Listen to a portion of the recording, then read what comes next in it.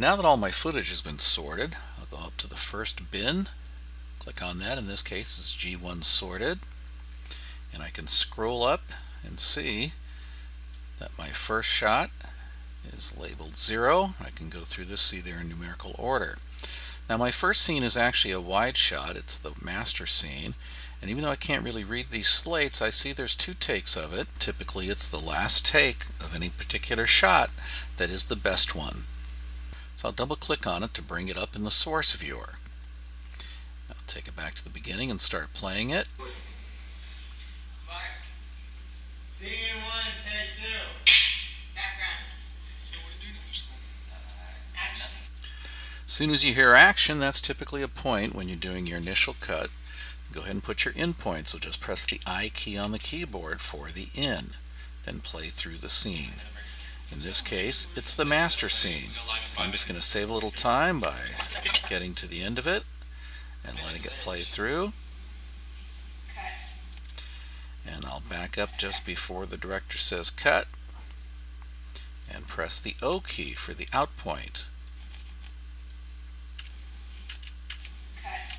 I actually have an actor who's turned towards the camera, so I'll go ahead and choose the out just before the actor turned towards the camera. Now that I've got that shot, I can click on it and just drag it down to my timeline. Now, when you drag your first scene onto the timeline, if you get this mismatch warning where it says this clip does not match the sequence's settings, do you want to change the sequence to match the clip settings? Yes, you do. You want to make sure that the sequence matches your clip, so make sure you click on the Change Sequence Settings button. That will make sure that your sequence matches the footage that was shot. Now that I've got the master scene located on the timeline, I'll play through and look for the first close-up. Okay, it's hard to hear, but the actor says places everybody. I can use the cursor keys to back it up a little bit just before he says that. On the timeline, if you use the plus key on the keyboard, it'll zoom me in. You can go down and choose the razor tool, which is also by pressing the letter C. And now I can just make a cut right there. And let me go ahead and play it through the end of his line. Okay, he's done 5 minutes. I'll put a cut right there. I'll go back up to the select tool, which I could have also chosen by choosing the letter V. I'll choose that. Then click on the part I'm going to be replacing and press the delete key. Now I'll go back up to my footage and find that close-up. So I go to my sorted bin, and this was shot in sequence, so it's actually the very next thing. And notice there's 3 takes here. The slates are a lot more visible because it's close-ups. I'll double click on the third take and then start playing it. Scene 1A, take 3. Action. And again, I want to take it now at this point just before the actor says his line. So I'll stop it there, press the letter I, play it through. Places everybody, we go live in 5 minutes. And then as soon as he's done, I'm going to press the O key. Now the actual in and outs may vary depending on what your editing decisions are, but now that I've got that, I can go ahead and click on it and drag it down. But notice it's too big for the space I have, so I'm just going to go ahead and ignore that.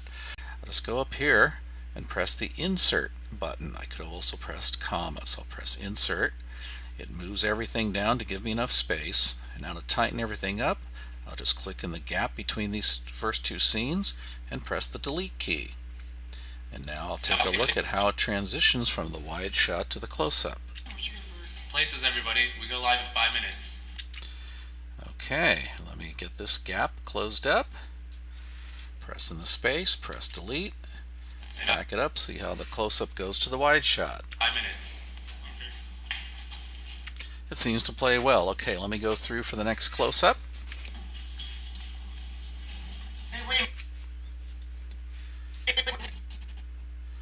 Okay, so I'm backing up. I'm using the razor tool. This time I'm going to press the letter C on the keyboard to switch to razor. Cut there. Press the space bar. Wait a minute, something's not right. And I'll go ahead and cut there. What is it? The show's about to start. I see something really strange. Someone's standing behind Leslie. What? Are you crazy? There's no one behind me. I can see it right here. Where? Never mind. Must have been a glitch. Okay, so actually I may not need any of the rest of this master scene because I have a lot of close-ups coming up. So in this case, I'll switch to the select tool by pressing the letter V, and I'll just move this way down the line. Okay, let me go back up and see where I'm at. Something's not right. Hey, wait a minute. Something's not right. Okay, that's my first line. I could be following along with the script.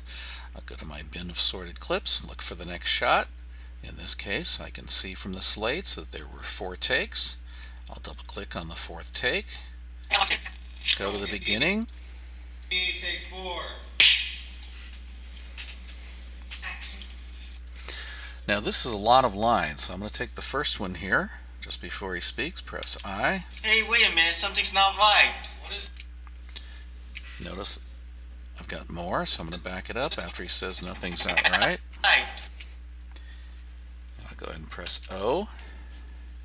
Make sure my cursor is past where I need to be. And use the comma to insert it. Let's go back here. I think I've left too many scenes in there, so I go here to the master shot. Hey, wait a minute. Okay, so I don't want that one, so I'll go ahead and delete the master of that line. And now I'll click in this gap and press delete. Now if I look at it, it should go right to the close-up. Hey, wait a minute. Something's not right. Okay, so I'm looking for my next line. I go up here, and I'm looking for the next person who spoke. And let's hope it's this one here. I went for the last take. Scene 1, C, take 2. Background. Action. Hey, wait a minute. Something's not right. What is it? Is it? What? Press I for the in. What is it? The show's about to start.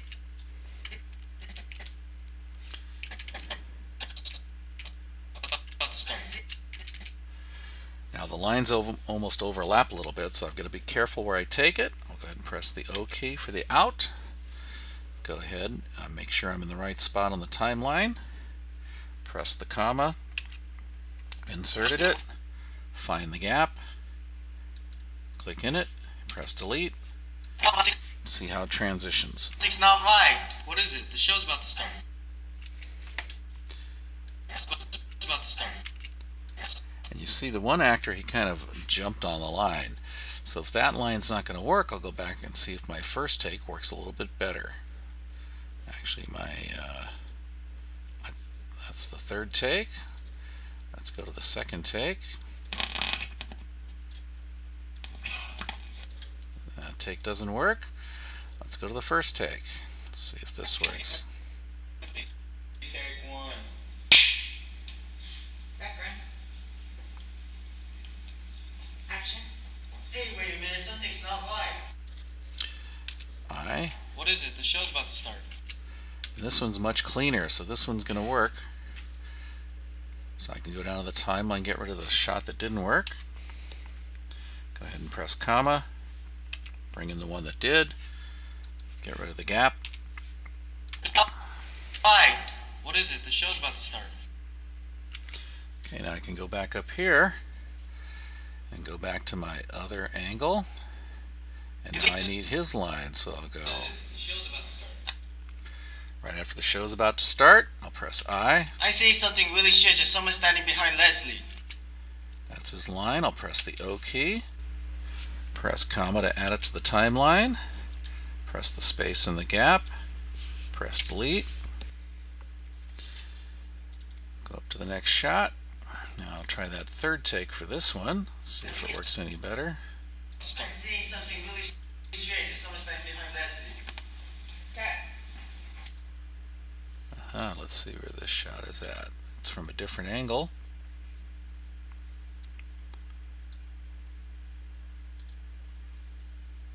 And we'll find it. Here's the take. It's a different character. 7.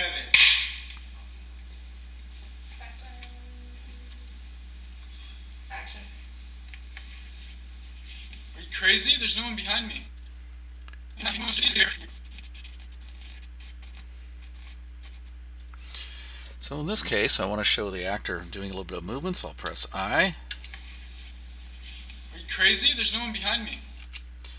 And there's the out point. I use comma to get it to the timeline. Go ahead and press in my gap, delete it. Standing behind Leslie. Are you crazy? There's no one behind me. Now I can go back, go up to my other shot. I'm standing behind Leslie.